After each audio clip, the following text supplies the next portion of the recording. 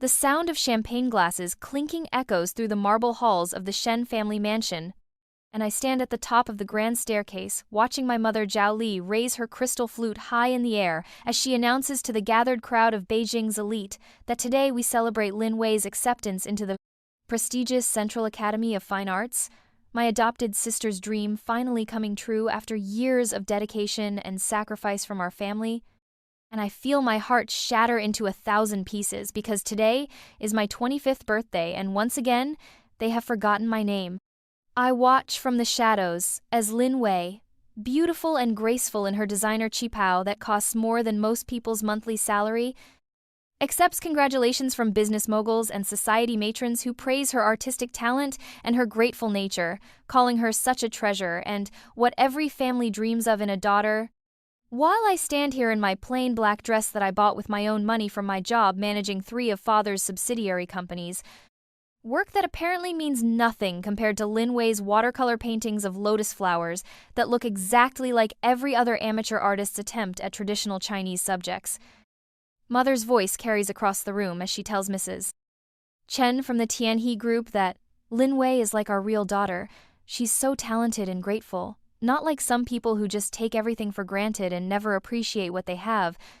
And I know without looking that her eyes are scanning the crowd to make sure I'm not within earshot, but I am. I'm always watching, always listening, always hoping that maybe this time will be different, that maybe this time someone will remember that Shen Qing exists, that I have a name, that I was born 25 years ago today and have spent every birthday since Lin Wei arrived watching her steal the spotlight that should have been mine. The irony cuts deep as I realize that the money for Lin Wei's art school celebration, the connections that got her into the academy, the influence that smoothed her path, all of it came from the college fund that was supposed to be mine, the fund that father established when I was born, money that I earned by working 18-hour days managing his businesses, while Lin Wei spent her time finding herself through art therapy and expensive hobbies that our parents funded without question, always telling me that I needed to be practical and responsible while she got to be the dreamer, the artist, the beloved daughter who could do no wrong. I remember being 12 years old when she first came to us, this tragic orphan with her sad story about losing her parents in a car accident, how she cried so beautifully and thanked us so gracefully for taking her in, how she immediately charmed father with her artistic sketches and mother with her sweet demeanor and polite manners. And I remember thinking that maybe having a sister would be wonderful. Maybe we could be friends. Maybe she would understand what it felt like to be lonely in this big house, with parents who only saw their children as business assets or social accessories. But I was wrong, so terribly wrong, because Lin Wei understood exactly what I felt like, and she used that knowledge to systematically replace me in every aspect of my family's affections, becoming the daughter they always wanted while I became the invisible workhorse who kept their empire running behind the scenes, unnoticed and unappreciated. Just a name on business documents and board meeting minutes, never a person worthy of celebration or recognition. The guests continue to toast Lin Wei's success, and I overhear father telling director Wang that, "We're so proud of our daughter's achievements, she's brought such joy to our family," and I want to scream that I am also his daughter, that I have achieved things too, that I single-handedly saved 2 of his companies from bankruptcy last year and negotiated deals that brought in hundreds of millions in revenue. But I know it doesn't matter because in their eyes, I am not the daughter who brings joy. I am the daughter who brings obligations, the practical one who handles the boring work while the precious one gets to pursue her dreams. As I turn to leave this celebration that should have been my birthday party, I catch sight of my reflection in the antique mirror that hangs in the hallway, and I see a woman who looks older than her 25 years, worn down by stress and neglect, stomach constantly aching from the ulcers I developed from overwork and emotional strain, and I realize that I am disappearing, becoming invisible even to myself, and I wonder if anyone would even notice if I simply vanished completely. The pattern started the day Lin Wei arrived, though I didn't understand it then. I thought it was natural that our parents would want to make the poor orphan girl feel welcome and loved, but now I see it was the beginning of my systematic replacement, the careful erosion of my place in this family until I became nothing more than a useful employee who happened to share their surname and lived in their house. I was 12 when she came to us. a bright and eager child who still believed that birthdays mattered and that families celebrated each other's achievements. And I remember my 13th birthday just 3 months after Linway's arrival, how I waited all day for someone to remember, how I set the table with the good china thinking maybe we would have a special dinner, how I stayed up late hoping that someone would bring me a cake or sing happy birthday or acknowledge that I existed. But instead, Mother came home late from a gallery opening where she had taken Linway to expose her to culture, and Father didn't come home at all, working late as usual. And when I finally asked Mother if she remembered what day it was, she looked at me with such irritation and said, "Ching, you're getting too old for these childish expectations. You should focus on your studies instead of thinking about parties." But just 2 weeks later, when Linway mentioned that she missed celebrating birthdays since her parents died, Mother organized an elaborate welcome to the family party that was really a birthday celebration, complete with a 3-tier cake from the most expensive bakery in Beijing, and decorations that spelled out, "Happy Birthday Linway" in gold letters. And I stood in the corner watching everyone sing to her while she blew out candles and made wishes, and I knew that from that moment forward, there would only be room for one celebrated daughter in this house, and it would never be me. The pattern continued through high school, where Linway's artistic talents were praised and nurtured while my academic achievements were dismissed as expected, where her emotional breakdowns were treated with sympathy and professional counseling while my stress-related health problems were called attention-seeking behavior, where her friends were welcomed into our home with warmth and hospitality, while mine were politely discouraged from visiting because they distracted from serious pursuits, and slowly, methodically, I learned to make myself smaller, quieter, less demanding, hoping that if I asked for less, maybe I would finally receive something, anything that resembled parental love. My 16th birthday fell on the same day as Linway's school play, where she had a small supporting role as a village girl in a traditional opera, and I had been looking forward to it for months because I thought surely they couldn't forget my sweet 16. Surely this milestone would be important enough to warrant some recognition. But that morning, I woke up to find Mother in a panic because Linway was devastated about not getting the lead role, and Father declaring that we needed to support her through this difficult time. And by evening, our house was full of flowers and consolation gifts for Linway while I sat alone in my room, not even bothering to hope for a cake because I knew there wouldn't be one. And when I went downstairs to find something to eat, I found Mother in the kitchen making Linway's favorite soup because she had been too upset to eat all day. And when I asked about my birthday, Mother snapped at me that I was being selfish and insensitive during Linway's crisis, and I should be ashamed of myself for thinking about parties when my sister was suffering. By the time I turned 18, I had learned not to expect anything, but I still felt the sharp pain of disappointment when I discovered that my college fund, the money that Father had been saving for my education since I was born, had been quietly transferred to pay for Linway's art school tuition, and when I confronted him about it, he explained matter-of-factly that Linway's artistic education was an investment in her future, while my degree would be unnecessary since I was clearly suited for practical work and could learn business skills. By working in the family companies, and I realized that they had already planned out my entire life without consulting me, that I would be the one who stayed home and managed their empire, while Linway pursued her dreams with my money, my opportunities, my future sacrificed for her artistic ambitions. The worst part was how they framed it as generous, how they praised my maturity and understanding when I didn't fight back, how they told their friends that I was such a responsible girl who understood the value of hard work, while Linway was the sensitive artist who needed protection and support, and I began to understand that in their minds, I wasn't a person with dreams and desires. I was a resource to be utilized, a tool to be deployed in service of their real daughter's happiness and success. Through college, while Linway studied art theory and painting techniques, I worked full-time managing Father's subsidiaries, learning business operations not through formal education but through trial by fire, handling everything from contract negotiations to employee relations to financial planning, and I was good at it, better than good.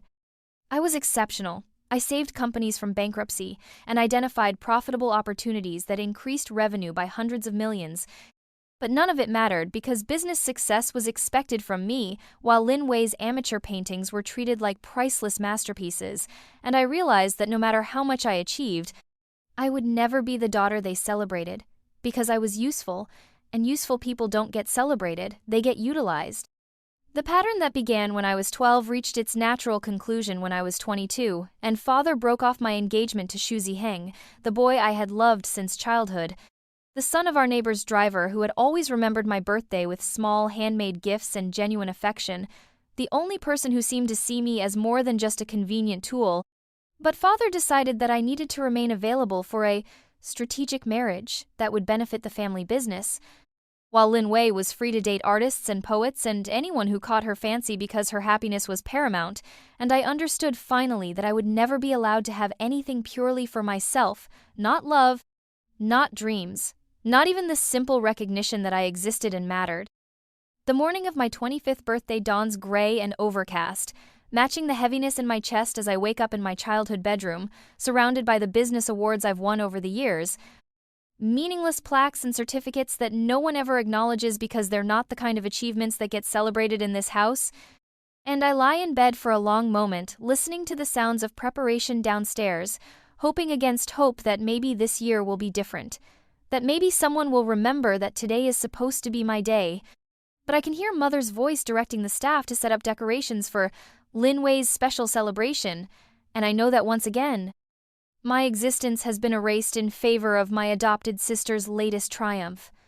I force myself to get dressed and go downstairs, where I find the main hall transformed into a gallery showcase with Lin Wei's artwork displayed on easels, her acceptance letter from the Central Academy of Fine Arts blown up and framed as the centerpiece, and Mother directing the caterers to prepare Lin Wei's favorite foods, while Father reviews the guest list of important people who have been invited to witness this momentous occasion, and I stand in the doorway watching my family celebrate everything I will never be: artistic, celebrated, beloved, while I remain invisible, useful only for my ability to keep their businesses profitable and their lives comfortable. The guests begin arriving in the afternoon, Beijing's cultural elite and business leaders who have known our family for decades, and I watch them embrace Lin Wei with genuine warmth and congratulate her on her achievements, telling her how proud her parents must be and how bright her future looks. And I realize that these are the same people who have watched me grow up, who have seen me at countless family gatherings and business functions, yet none of them acknowledge my presence today. None of them remember that I exist. And I understand that in their minds, I am simply part of the furniture, a fixture in the Shen family household who requires no more attention than a lamp or a table. I decide to test my theory, so I walk through the crowd of guests, smiling and greeting people I have known since childhood, and I watch their faces as they respond with polite but distant acknowledgement, their eyes already looking past me toward Lin Wei, who holds court in the center of the room like a queen receiving tribute. And I realize that I have become so invisible that even when I am standing directly in front of people, they cannot truly see me,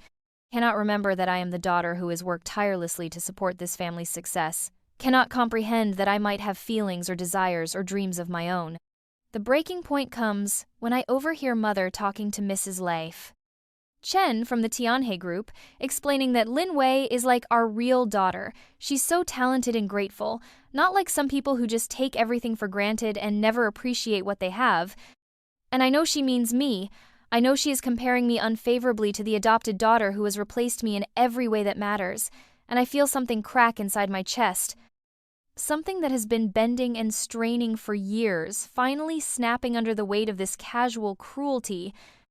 This dismissal of my entire existence as somehow less valuable than Lin Wei's manufactured gratitude and artistic pretensions. I walk to the center of the room, where Lin Wei is holding court, and I clear my throat to get everyone's attention, and I say in a voice that carries across the suddenly quiet room, I just wanted to remind everyone that today is my birthday. And I watch the shock ripple through the crowd, the confusion on their faces as they try to process this information, and I see Mother's face flush with embarrassment and anger, and I see Father's jaw tighten with disapproval,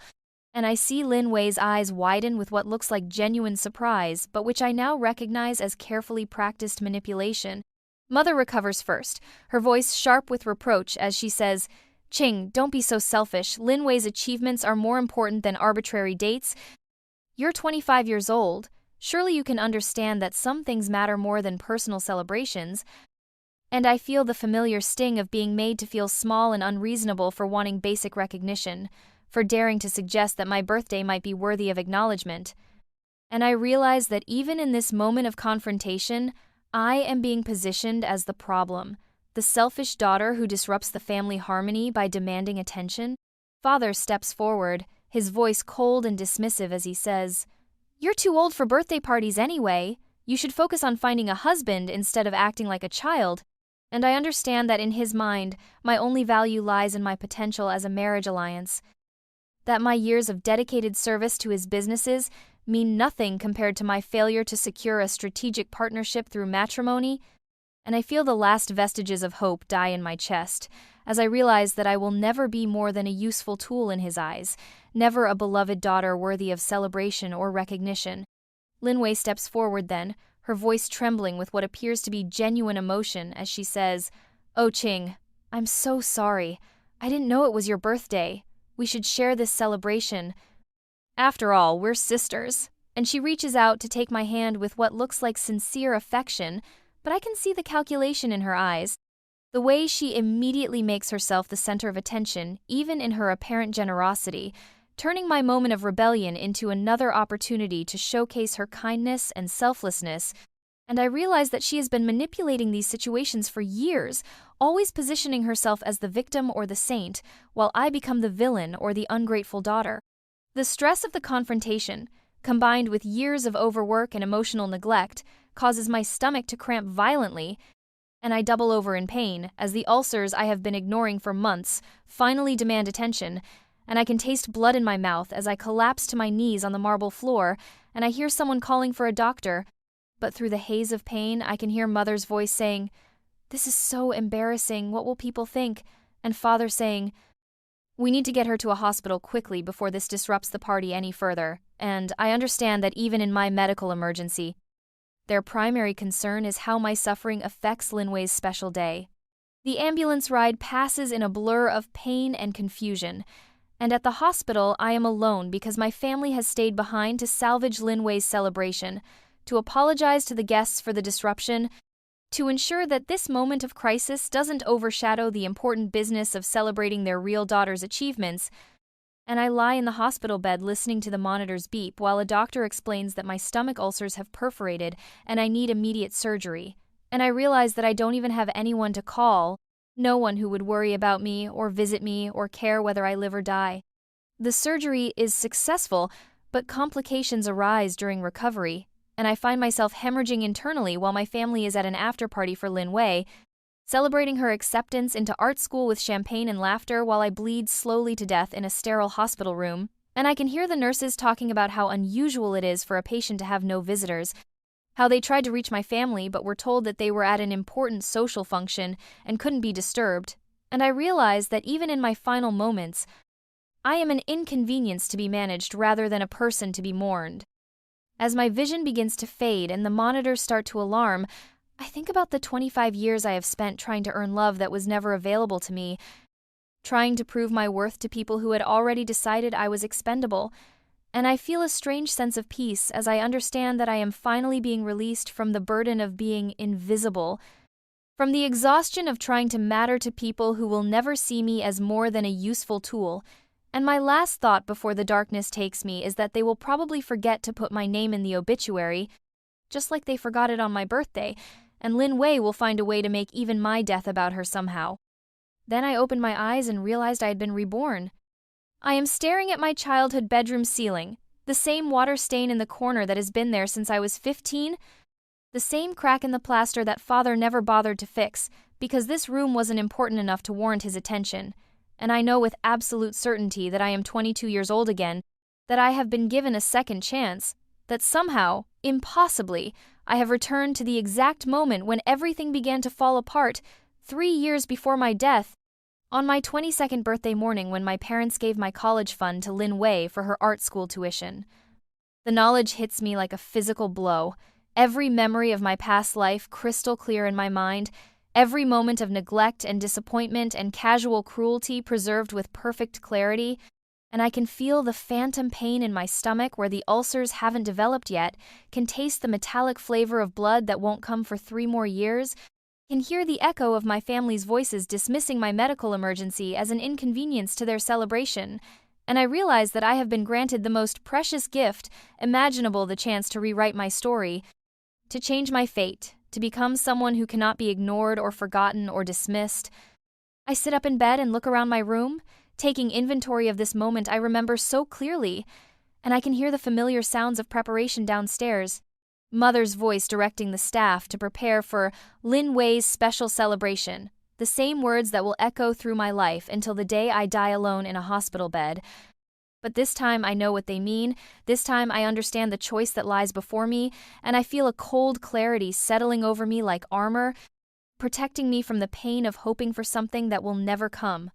I remember this day with perfect precision. I will go downstairs hoping that someone will remember my birthday. I will be disappointed when they don't. I will try to be understanding when they explain that Lin Wei's art school acceptance is more important than my personal celebration. I will watch helplessly as they transfer my college fund to pay for her tuition, and I will swallow my pain and tell myself that being practical and responsible is more valuable than being celebrated. But this time I know the truth. This time I understand that their love is conditional and their priorities are clear, and I will not make the same mistake twice. I get dressed carefully, choosing clothes that project competence and confidence, rather than the desperate hope for approval that guided my past life's choices, and I go downstairs to find exactly the scene I remember. Mother directing the preparation for Lin Wei's celebration, father reviewing financial documents related to the art school payment, Lin Wei herself glowing with excitement and gratitude, and none of them acknowledging my presence or remembering what day it is, and I feel a strange sense of detachment as I watch them repeat the same patterns that destroyed me in my previous life. Mother looks up as I enter the dining room, and I can see her preparing to ask me to help with the party preparations, to make myself useful in service of Lin Wei's big day, and I watch her face change as I say calmly, "I have other plans today. I won't be available to help with the celebration." And I see the shock in her eyes because this response is completely outside the pattern she expected, completely contrary to the compliant daughter who always sacrificed her own needs for the family's convenience. Father looks up from his documents, his face showing the same confusion and irritation that I remember from my past life, and he says, "Ching, your sister's acceptance to art school is important. The family needs to present a united front for the celebration." And I feel the familiar pressure to conform, to be the good daughter who puts family obligations above personal desires. But this time I know that no amount of sacrifice will ever earn me the recognition I crave. This time I understand that I am being asked to participate in my own erasure, and I say with perfect calm, "I understand it's important to you, but I have other commitments today." Lin Wei steps forward then, her voice taking on the sweet, concerned tone that I now recognize as manipulation, and she says, "Ching, are you feeling all right? You seem different today. Maybe you should stay home and rest." And I can see her trying to position herself as the caring sister who is worried about my well-being. But I know she is actually panicking because my unexpected independence threatens her carefully constructed narrative of family harmony, and I smile at her with the same cold politeness she has shown me for years. And I say, "I'm feeling better than I have in years, actually." I walk to Father's desk and pick up the documents related to my college fund transfer, and I can feel the weight of this moment, the knowledge that this is where my past life began, its downward spiral, where I allowed them to steal my future and call it family loyalty, and I look at Father directly and say, "I'll need you to stop this transfer immediately. The money belongs to me and I have plans for it." And I watch his face darken with anger because no one has ever questioned his authority in this house. No one has ever dared to suggest that his decisions might be wrong. "That money is for education," he says, his voice cold with disapproval. "Lin Wei's artistic education is an investment in her future. While your degree would be unnecessary since you're clearly suited for practical work," and I hear the same words that convinced me to sacrifice my dreams in my past life, the same reasoning that led me to believe that my aspirations were less valid than Lin Wei's artistic ambitions. But this time I know the truth. This time I understand that practical work means being used until I am used up, and I say, "Then I'll invest it in my own future, thank you." I can feel the shock radiating from my family as I calmly transfer the money from the family account to my personal account, using the business access codes that I earned through years of dedicated service, And I realize that all those long hours managing their companies have given me the tools I need to free myself from their control, that the very skills they exploited in my past life will become my weapons in this one, and I feel a surge of power as I watch the transfer complete, as I take back what was always mine to begin with. Mother's voice is sharp with outrage as she says, "Ching, you're being incredibly selfish. Your sister needs that money for her education. How can you be so heartless?" And I feel the familiar guilt trying to claw its way up my throat, the learned response of shame and apology that kept me trapped for so long. But this time I know that Lin Wei's needs will always come first in this house, that no amount of sacrifice on my part will ever be enough to earn their love. And I say, "I'm sure you'll find another way to support her dreams, you always do." Lin Wei begins to cry then, those perfect tears that have manipulated my family for years, and she says, "I don't understand why you're being so mean. I thought we were sisters. I thought you cared about my future," and I can see her trying to make me the villain in this story, trying to position my self-preservation as cruelty, but I know her game now. I understand how she has been playing it for years, and I say, "I do care about your future, I just care about mine more." I walk toward the door, feeling lighter than I have in years, feeling the weight of their expectations and disappointments lifting from my shoulders, and I turn back to see their faces frozen in shock and confusion, unable to process this new version of me who refuses to be sacrificed for their convenience, and I say, "I'll be moving out today. I think it's time I learned to live for myself." And I watch Father's face darken, with the realization that he is losing his most valuable employee, that his free labor is walking out the door, and I feel a grim satisfaction as I understand that they are finally beginning to comprehend the true cost of their neglect. As I walk out of the house that has never felt like home, I know that I have 3 years to build the life I want, 3 years to become the person I was meant to be, 3 years to ensure that when I die, it will be as someone who mattered, someone who was remembered, someone whose name appeared in headlines rather than being forgotten on birthday cards. And I feel the future stretching out before me like a blank canvas, ready for me to paint my own masterpiece. I disappear from their lives as completely as if I had never existed, which is precisely what I intend, because I understand now that my family's neglect was not accidental but systematic, not a failure of love, but a strategy of control, and I will not participate in my own diminishment any longer. I will not allow them to use my labor and loyalty while denying me recognition and respect, and I will not wait for them to realize my value, because I know they never will. They will only understand what they have lost when they can no longer exploit it. My first move is to find an apartment in Chaoyang District, a modern high-rise that represents everything my family's traditional mansion does not. Independence, possibility, a future built on my own terms rather than their expectations, and I pay the full year's rent in advance, using money from my college fund, money that was supposed to be mine anyway, money that they tried to steal to fund Lin Wei's artistic delusions, and I feel a savage satisfaction as I sign the lease, knowing that each yuan I spend on my own freedom is a yuan they cannot use to purchase her gratitude. The apartment is small but elegant, with floor-to-ceiling windows that overlook the city where I will build my empire, and I spend my first night there lying on the hardwood floor because I haven't bought furniture yet, staring up at the ceiling and planning my next moves with the precision of a general preparing for war, because that is what this is, a war for my own identity, my own future, my own right to exist as more than a convenient tool in someone else's story. I know from my past life that within 6 months, Father's businesses will begin to falter without my constant attention, that the deals I negotiated will start to unravel when no one follows up on the details, that the systems I created will break down without my maintenance, and I could prevent this disaster by returning to work for them, but I choose instead to let them learn the hard way what my competence was worth, to let them discover through painful experience that their casual dismissal of my contributions was a catastrophic miscalculation. My phone rings constantly for the first week, Mother's voice alternating between anger and manipulation as she demands that I return home immediately, that I stop this childish tantrum and resume my responsibilities to the family, and I listen to her messages with the same detached interest I might have for a foreign language I once studied, understanding the words, but no longer feeling their emotional weight, no longer allowing them to guilt me into compliance. And I delete each voicemail without responding because I have nothing left to say to people who never learned to listen. Father calls less frequently, but with more authority, his voice cold and commanding as he explains that my behavior is unprofessional and immature, that I am damaging the family's reputation with my absence, that I have obligations that cannot be abandoned simply because I am having an emotional crisis, and I realize that even now, even when I have explicitly rejected their control, he still cannot conceive of me as a person with autonomy, still sees me only as a malfunctioning asset that needs to be repaired and returned to service. Lin Wei's messages are the most manipulative, her voice trembling with hurt and confusion as she claims not to understand why I am punishing her for something that isn't her fault. Why I am destroying our family over money that she never asked for,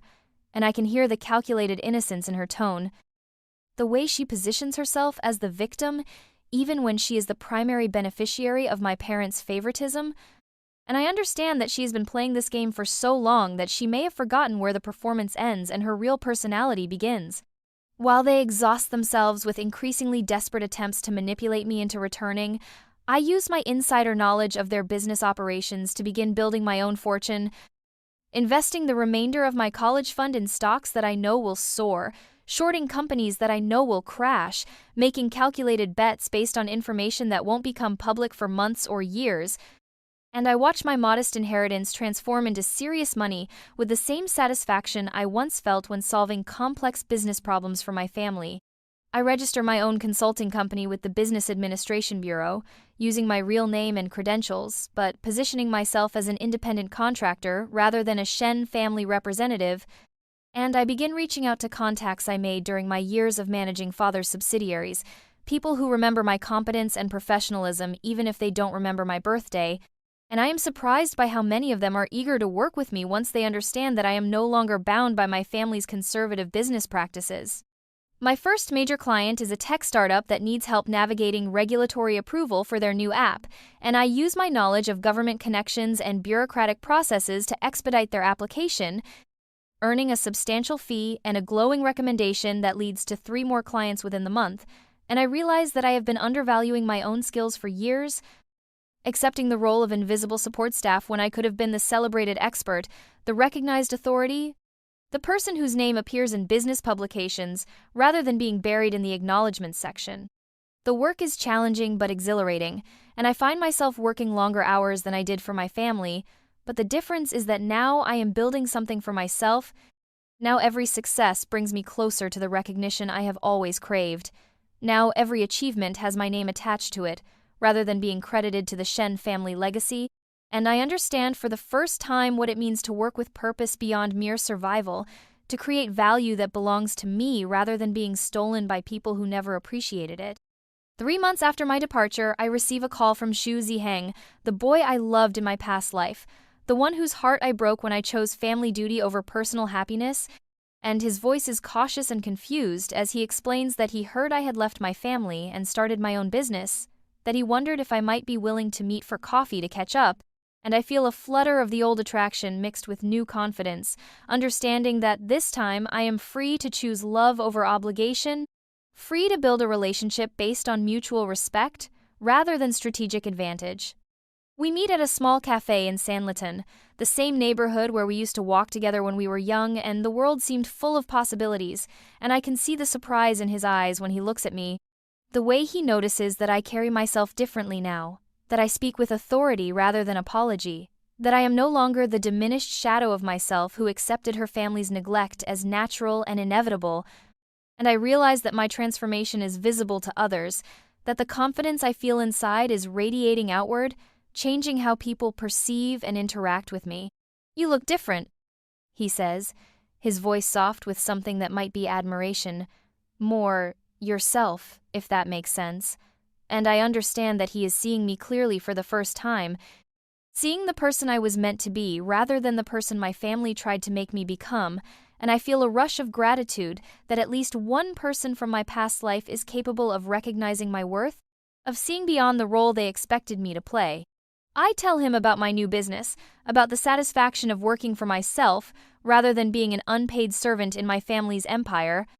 about the freedom of making decisions based on my own judgment rather than their expectations, and I watch his face light up with understanding and approval, and I realize that he has been waiting for me to become this person, waiting for me to claim my own power and independence, waiting for me to be worthy of the love he has always been willing to give. 6 months after my strategic withdrawal from the Shen family orbit, my consulting firm has grown from a one-person operation to a legitimate business with 5 employees and a client list that includes some of Beijing's most innovative companies, and I have been featured in 2 business magazines as a rising star in management consulting, articles that include my photograph and my full name, recognition that I earned through my own efforts rather than inherited through family connections, and I keep copies of these publications in my office as proof that I exist, that I matter, that my achievements are worth celebrating. The irony is not lost on me that I am succeeding by using the exact skills that my family dismissed as practical and unsexy, the same analytical abilities and strategic thinking that they took for granted when I was working for them for free, but which command premium fees when I market them to clients who understand their value. And I realized that my parents' failure to recognize my talents was not a reflection of my inadequacy, but of their inability to see beyond their own prejudices and assumptions. My client base has expanded to include established corporations that need help with digital transformation, government agencies that require regulatory expertise, and international firms that want to enter the Chinese market. And I find myself working with executives and officials who treat me with the respect and deference that I never received at home, who value my insights and defer to my judgment, who remember my name and ask for my opinion and thank me for my contributions. And I understand that the recognition I craved was always available to me. I just had to look for it outside my family's narrow definition of success. The financial rewards are substantial, but the psychological rewards are even greater, and I discover that success tastes different when you earn it yourself rather than having it handed to you through family connections. That accomplishment feels more solid when it is built on your own merits rather than inherited advantages. And I realize that my family's wealth and status, which once seemed so important, are actually handicaps that prevented me from discovering my own capabilities and potential. I have been following news about the Shen family businesses through industry publications and mutual contacts, and I am not surprised to learn that several of Father's subsidiaries are struggling without my oversight, that deals I negotiated are falling through due to poor follow-up, that systems I created are breaking down without proper maintenance, and I feel a grim satisfaction as I watch their empire slowly crumble without the invisible support I provided for so many years, without the unpaid labor they took for granted, without the competence they dismissed as unworthy of recognition. Mother calls me occasionally, her voice now carrying a note of desperation rather than anger, and she asks when I plan to come home and help the family through this difficult time, but she still cannot bring herself to acknowledge that their difficulties are directly related to my absence, still cannot admit that my contributions were essential to their success, and I realize that she would rather watch their businesses fail than admit that she undervalued her own daughter, that her pride is more important to her than her family's survival. Lin Wei's art school career is proceeding as I remember from my past life, with mediocre grades and exhibitions that attract polite but unenthusiastic responses. And I learned through mutual acquaintances that she is struggling with the reality that artistic talent cannot be purchased with money or family connections, that her paintings are competent but uninspired, derivative works that demonstrate technical skill but lack the emotional depth that comes from genuine hardship and struggle. And I realized that my family's protection and support, which was supposed to nurture her gifts, actually insulated her from the experiences that might have made her a real artist.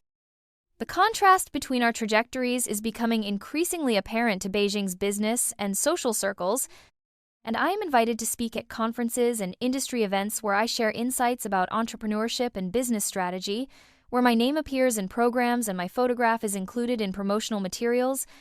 where I am introduced as Qing Xu, founder and CEO of Xu Strategic Consulting, and I feel the deep satisfaction of being recognized for my own achievements rather than being dismissed as a Shen family appendage. My relationship with Xu Ziheng has evolved from tentative reconnection to genuine partnership, and I find myself falling in love with him all over again, but this time from a position of strength rather than desperation, this time as an equal rather than a supplicant. And I realize that love feels different when you are whole and confident rather than broken and needy, when you are choosing to share your life rather than trying to escape from it. And I understand that my family's interference in our relationship was not protective but destructive, not about my best interests but about their control. He has used the money I anonymously provided for his mother's medical treatment to complete his own education and start a small import-export business. And his success, while modest compared to mine, is built on the same foundation of hard work and integrity, and I realize that we are both survivors of circumstances that tried to diminish us, both people who refused to accept the limitations that others tried to impose on us, and I feel a deep compatibility that goes beyond romantic attraction to encompass shared values and mutual respect. We attend business functions together, and I can see the surprise on people's faces when they realize that I am dating someone from a different social class, someone who earned his success rather than inheriting it, and I understand that my choice of partner is another form of rebellion against my family's values, another way of asserting my independence and rejecting their definition of appropriate behavior, and I realize that love, like success, is more meaningful when it is chosen freely rather than arranged for strategic advantage. The business world is beginning to notice my rapid rise, and I am profiled in a major financial magazine as one of Beijing's most promising young entrepreneurs, an article that includes a full-page photograph and a detailed discussion of my company's innovative approach to management consulting, and I frame this magazine cover and hang it in my office as a reminder that I have become the person I always dreamed of being, the person whose name appears in headlines rather than being forgotten on birthday cards, the person who matters enough to be remembered and celebrated. The annual Beijing Business Excellence Gala is the most prestigious event in the city's corporate calendar, where industry leaders gather to celebrate achievements and network with potential partners. And I know from my past life that my family always attends this event to maintain their social standing and business connections. But this year I will be there not as their invisible daughter, but as a celebrated entrepreneur in my own right, and I have been invited to give the keynote address on innovation in family business management, a topic that will allow me to share my insights about the gap between traditional hierarchy and modern competence. I spend weeks preparing my speech, crafting each word with the precision of a surgeon's scalpel, knowing that this is my opportunity to establish myself as a thought leader in Beijing's business community, to demonstrate that my success is not accidental but the result of systematic thinking and strategic planning. And I also know that this public platform will force my family to confront the reality of my transformation, to see me as I truly am rather than as they wished I would remain, and I feel a cold satisfaction as I anticipate their shock and discomfort. The gala is held at the Grand Hyatt, the same hotel where my family has attended dozens of similar events over the years, and I arrive in a custom-tailored dress that projects confidence and authority, accompanied by Xu Ziheng, who looks handsome and distinguished in his evening wear, and I can feel the eyes of the crowd following us as we enter the ballroom, whispers and speculation about the young woman who has built such a successful business so quickly, and I realize that I am finally receiving the attention and recognition that I craved for so many years. I spot my family across the room, clustered around a table with other established business families,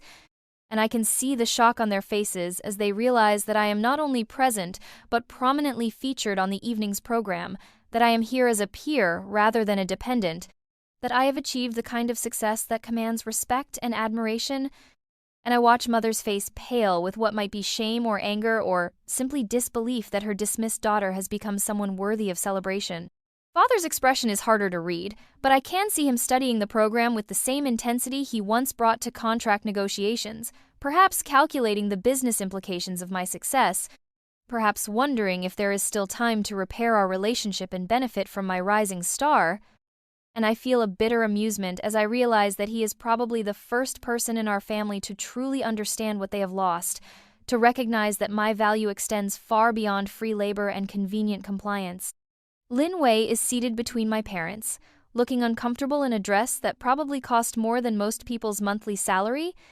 and I can see her scanning the room with the same desperate hunger for attention that I once felt, but now she is the one being overshadowed. Now, she is the one whose achievements pale in comparison to someone else's success, and I realize that she is experiencing for the first time the invisibility that was my constant companion throughout our childhood, the sense of being overlooked and undervalued that shaped my entire relationship with our family. When I am introduced to give my keynote address, the applause is warm and genuine, and I stand at the podium looking out at an audience that includes the most influential people in Beijing's business community, people who are here to listen to my insights and learn from my experience, and I feel the weight of this moment, the culmination of months of hard work and strategic planning, is the public validation of my worth that I have been seeking my entire life. My speech focuses on the importance of recognizing and nurturing talent regardless of its source, on the danger of allowing tradition and hierarchy to blind us to innovation and competence,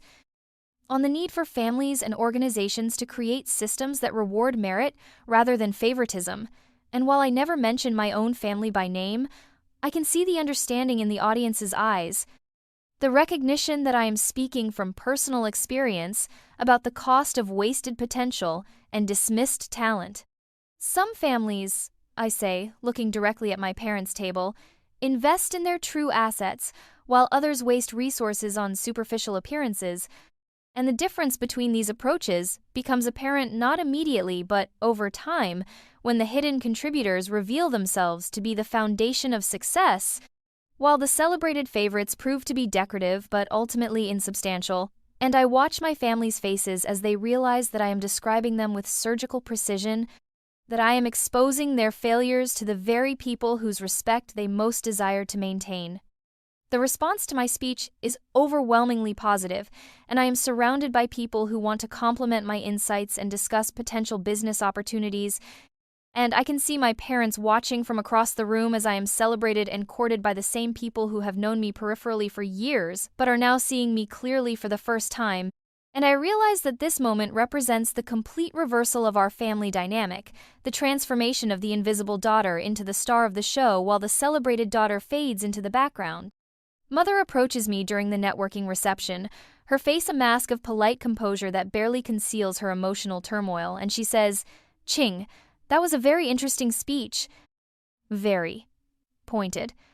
And I can hear the hurt and anger in her voice, the sense of betrayal that I have used this public platform to criticize our family's dynamics, and I realize that she still cannot understand that her treatment of me was wrong, that she still sees my success as somehow disloyal, rather than as a natural consequence of my abilities and efforts. "I'm glad you found it educational," I reply, my voice carrying the same cool politeness that she has shown me for years, and I watch her face flush with the recognition that I am treating her with the same distant courtesy that she once used to dismiss my feelings and needs. And I understand that she is finally experiencing the emotional distance that was my constant reality throughout my childhood, the sense of being tolerated rather than loved. Father joins us, his expression carefully neutral as he says, "You've built quite a business for yourself. I'm impressed by what you've accomplished." And I can hear the calculation in his voice, the suggestion that perhaps it is time to put aside past differences and work together again, and I realize that he is still trying to find a way to benefit from my success without acknowledging his role in trying to prevent it, still looking for a way to reclaim control over my life and achievements. "Thank you," I say. "I've learned so much about business by working with clients who value my contributions and recognize my worth. It's amazing how much more productive you can be when you're working for people who appreciate what you bring to the table." And I watch his face tighten with the understanding that I am contrasting my current success with my past treatment in his companies, that I am implying that his failure to recognize my value was a business mistake as well as a personal one. Lin Wei approaches tentatively, her eyes red-rimmed with what might be tears, and she says, "Ching, I know we've had our differences, but we're still family. Maybe we could try to work things out." And I can hear the desperation in her voice, the recognition that the family dynamic that once favored her is shifting, that my success is changing the balance of power in ways that threaten her position, and I realize that she is finally understanding what it feels like to be the expendable one, the one whose needs are considered less important than someone else's ambitions. "I think we're past the point of working things out," I say, my voice gentle but firm. "I've learned to build relationships based on mutual respect and genuine affection, and I'm not interested in returning to patterns that were never healthy or sustainable." And I watch her face crumple with the realization that I am rejecting not just her overture but the entire family system that she has spent years manipulating to her advantage. And I feel a complex mixture of satisfaction and sadness as I understand that she is finally experiencing the consequences of her choices. The evening concludes with my being photographed for the Business Journal's coverage of the event, my name and company mentioned prominently in the article that will appear in tomorrow's edition, And I know that my family will see these headlines and finally understand that I have become exactly what they never believed I could be, someone worthy of recognition, someone whose achievements cannot be ignored or dismissed, someone whose name appears in newspapers, not as a footnote to their success, but as a headline in my own story. As Zhu Ziheng and I leave the gala, I feel the satisfaction of a perfectly executed strategy, the completion of a long-term plan that has transformed me from invisible daughter to celebrated entrepreneur, and I realize that I have finally achieved the recognition that I craved for so many years. But more importantly, I have learned to recognize my own worth, regardless of others' opinions, to build my identity on my own achievements rather than on my family's approval, and I understand that this internal transformation is more valuable than any external validation. 1 year after my strategic withdrawal from the Shen family orbit, my company goes public with an initial offering that values Shu Strategic Consulting at 800 million yuan, making me one of the youngest female CEOs in China to achieve this milestone. And the business press covers the story with the kind of breathless enthusiasm usually reserved for tech billionaires and entertainment celebrities, with headlines like "The Invisible Daughter Who Built an Empire" and "From Family Servant to Business Royalty, the Qingzhou Story." And I keep every article, every photograph, every mention of my name as proof that I have become someone who cannot be forgotten or ignored. The magazine covers are particularly satisfying. Forbes China features me in a power suit against a backdrop of Beijing's skyline. Fortune Asia includes me in their 40 under 40 list with a full-page profile. And Business Weekly runs a cover story about my revolutionary approach to management consulting that includes photos of my team and our modern office space. And I realize that I have achieved something my family never understood was possible. I have become famous for my competence, celebrated for my intelligence, recognized for my achievements rather than my compliance. The wedding invitation list reflects my new status in Beijing's business and social hierarchy, with responses from entrepreneurs, government officials, university professors, and cultural leaders who want to celebrate my marriage to Zhu Ziheng, and I am touched by the genuine warmth and enthusiasm of their congratulations. The way they treat our relationship as a love story worth celebrating rather than a strategic alliance to be evaluated for its business advantages, and I realize that I have finally found my tribe, people who value authenticity and achievement over bloodline and connections. My younger brother Shen Ming flies back from London for the wedding, and I am surprised by the man he has become during his years abroad, more thoughtful and independent than I remembered. And when he apologizes for not understanding how badly our family treated me, for not standing up for me when I needed support, I feel a rush of forgiveness and gratitude that at least one member of our family has the capacity for growth and self-reflection, and I invite him to walk me down the aisle since our father has forfeited that privilege through his years of neglect and dismissal. The ceremony is small but elegant, held in a private garden restaurant in Huhai, with decorations that reflect my personal taste rather than traditional expectations, and I wear a dress that I chose myself, in a style that makes me feel confident and beautiful, and I realize that this is the first celebration in my life that is truly about me, the first time I am the center of attention for reasons that bring me joy rather than obligation, and I feel a deep sense of completeness as I exchange vows with the man who has loved me consistently through all my transformations. The media coverage of the wedding is extensive but respectful, with photographs that capture the genuine happiness and affection between Zhu Ziheng and me, and articles that describe our relationship as a modern fairy tale about two people who overcame class differences and family opposition to build a life based on mutual respect and shared values. And I am struck by how different this narrative is from the stories my family used to tell about strategic marriages and business advantages, how much more satisfying it is to be celebrated for choosing love over convenience. The pregnancy announcement comes 6 months later, and I am amazed by the public interest in my personal life. The way business publications frame my motherhood as another example of my ability to balance multiple responsibilities and achieve success in different areas, and I realize that I've become a role model for other women who want to build careers without sacrificing their personal happiness, who want to prove that competence and femininity are not mutually exclusive, and I feel a responsibility to use my platform to encourage others to pursue their own dreams rather than accepting the limitations that others try to impose on them. The headlines about my pregnancy are particularly meaningful to me because they represent the complete reversal of my family's narrative about my worth and potential. Business leader Qing Xu announces pregnancy, plans to expand company during maternity leave, and power couples Su Ziheng and Qing Xu expecting first child continue to grow their business empire. And I save these articles as reminders that I have become someone whose personal milestones are considered newsworthy, whose life choices are seen as inspirational rather than disappointing. My family's businesses continue to struggle without my expertise, and I learn through industry sources that they have been forced to sell 2 of their subsidiaries to cover debts, that Lin Wei's art career has stalled completely, that my parents' social standing has diminished as their financial problems become public knowledge. And while I feel no satisfaction in their suffering, I do feel vindicated in my decision to leave, confirmed in my belief that my talents were being wasted in service of people who would never appreciate them,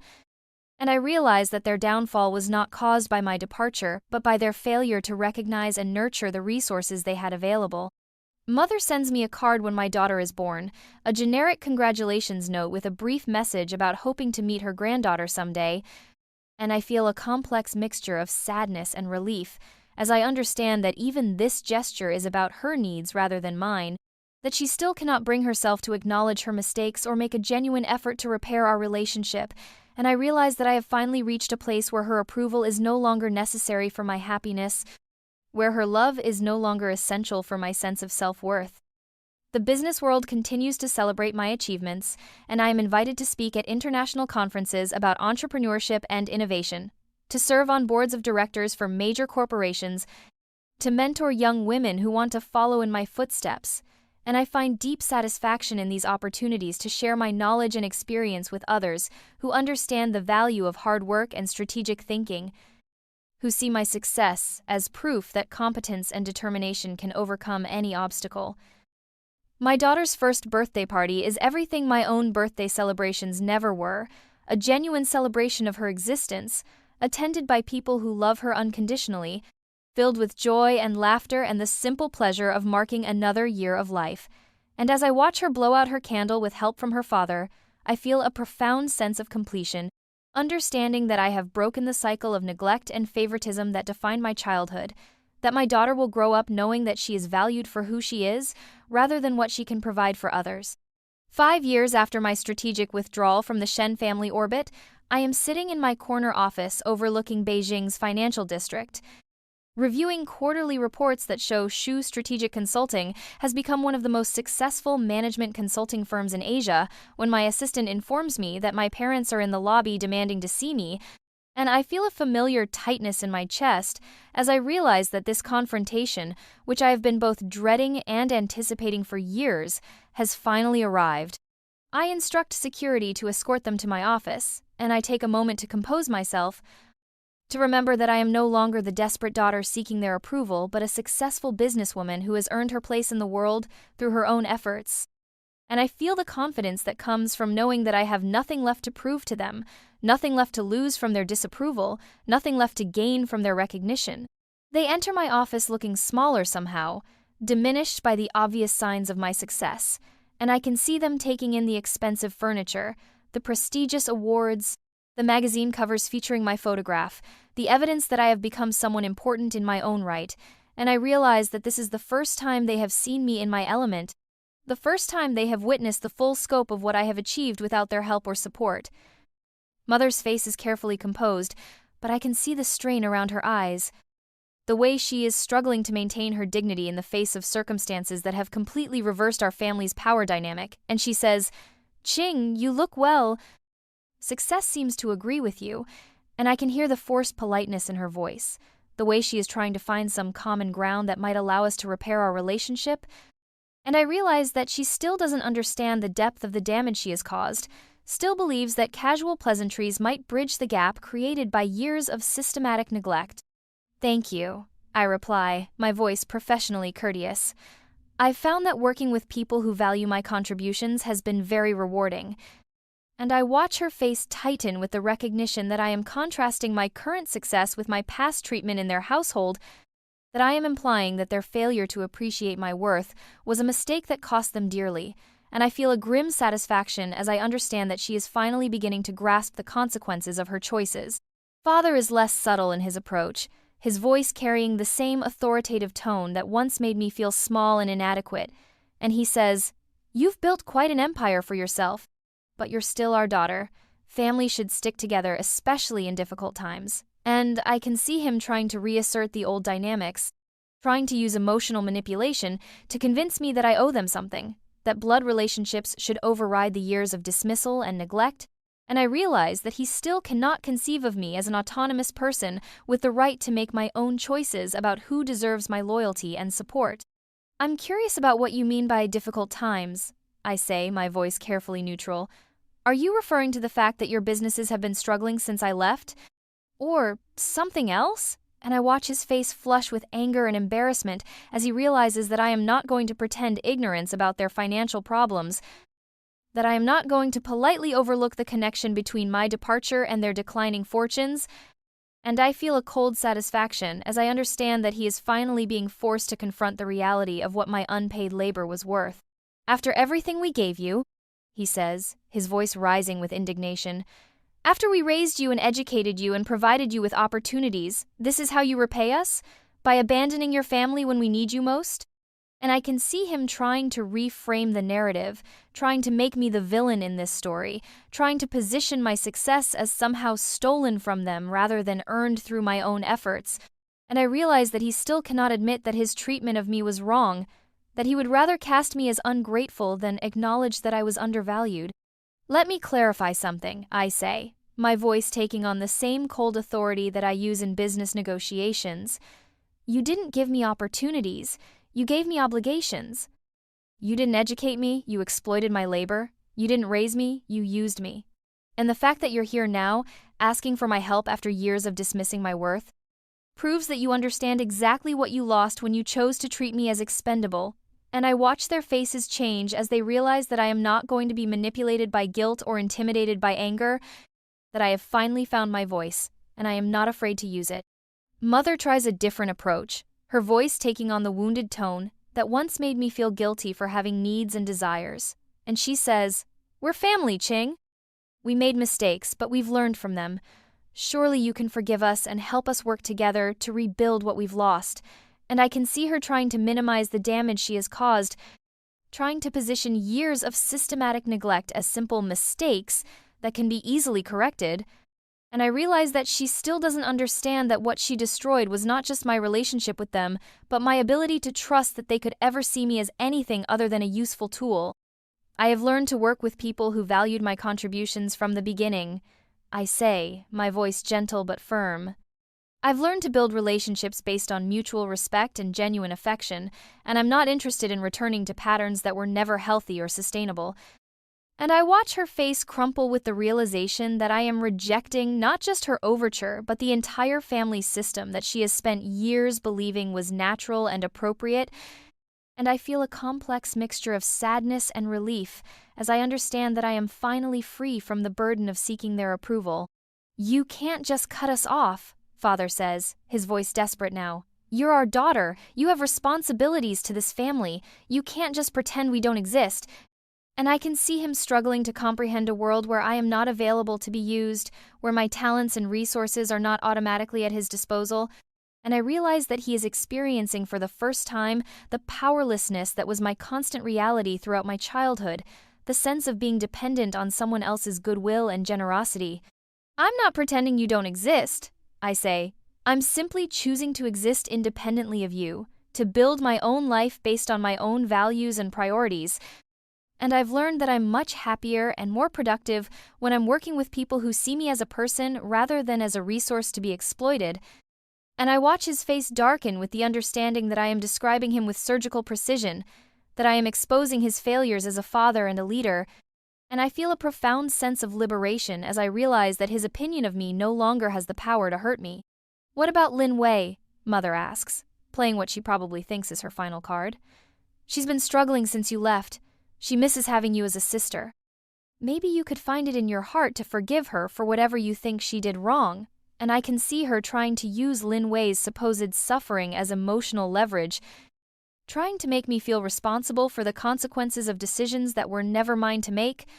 And I realize that she still cannot understand that Lin Wei's struggles are the natural result of being coddled and protected rather than challenged and developed. Lin Wei made her choices, I say, just as I made mine. She chose to accept favoritism and privilege without questioning whether it was fair or sustainable, and now she's discovering that the real world doesn't operate according to the same rules as our family. I hope she finds a way to build a meaningful life based on her own efforts, rather than other people's sacrifices. But that's her responsibility, not mine.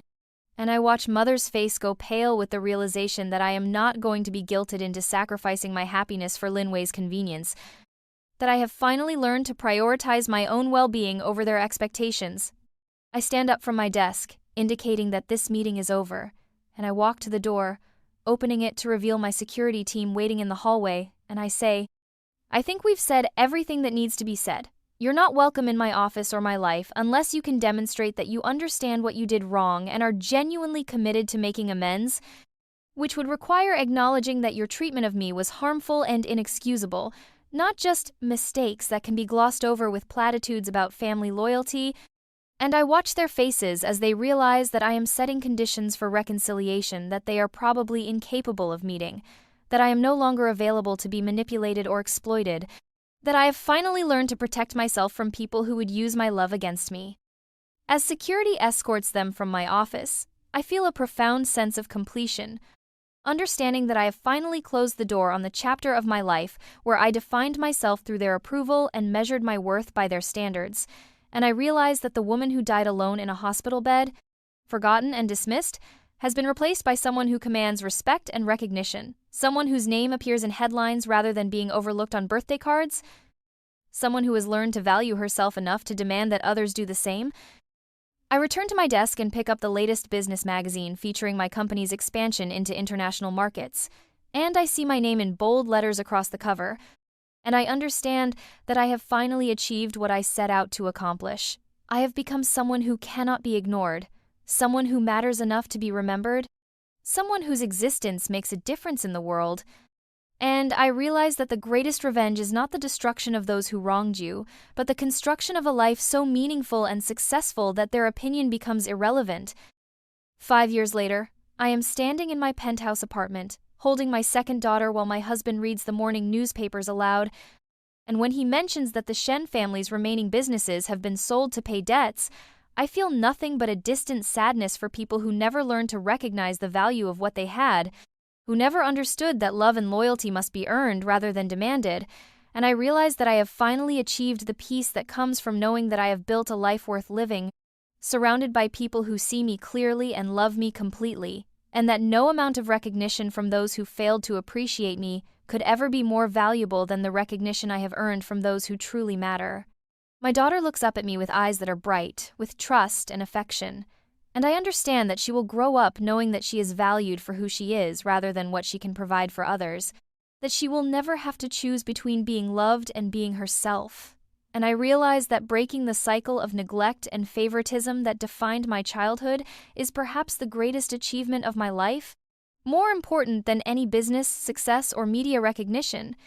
And I feel the deep satisfaction of knowing that I have finally become the person I was meant to be, someone who loves and is loved, someone who matters and knows that she matters, someone whose name will be remembered not because it appears in headlines, but because it is spoken with love and respect by the people who truly know her.